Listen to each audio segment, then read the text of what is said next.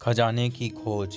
एक गांव में एक रामलाल नाम का एक किसान अपनी पत्नी और 4 लड़कों के साथ रहता था। रामलाल खेतों में मेहनत करके अपने परिवार का पेट पालता था, लेकिन उसके चारों लड़के आलसी थे, जो गांव में वैसे ही इधर उधर घूमते रहते थे। एक दिन रामलाल ने अपनी पत्नी से कहा कि अभी तो मैं खेतों में काम कर रहा हूँ, लेकिन मेरे बाद इन लड़कों का क्या होगा।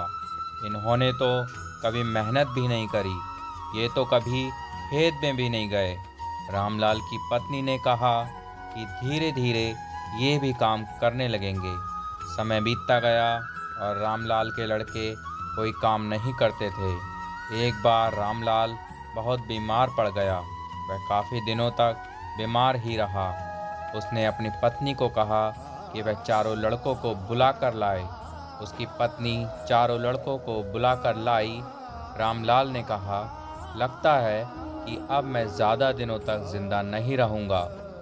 रामलाल को चिंता थी कि उसके जाने के बाद उसके बेटों का क्या होगा।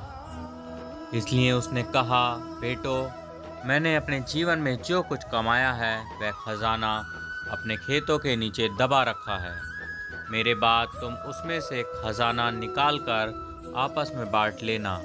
यह बात सुनकर चारों लड़के खुश हो गए। कुछ समय बाद रामलाल की मृत्यु हो गई।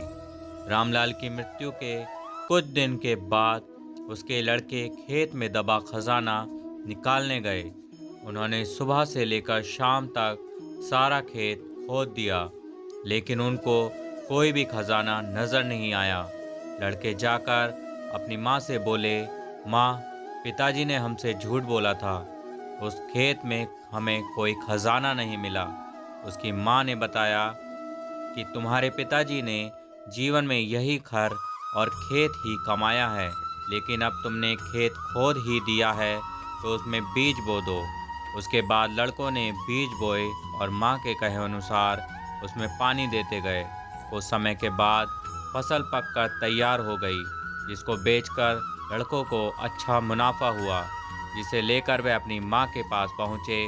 माँ ने कहा कि तुम्हारी मेहनत ही असली खजाना है, यही तुम्हारे पिताजी तुमको समझाना चाहते थे। तो इस कहानी से आपको क्या शिक्षा मिलती है, हमें कमेंट करिए। अगर ये कहानी आपको पसंद आई हो तो हमारे चैनल को सब्सक्राइब करिए और लाइक करिए।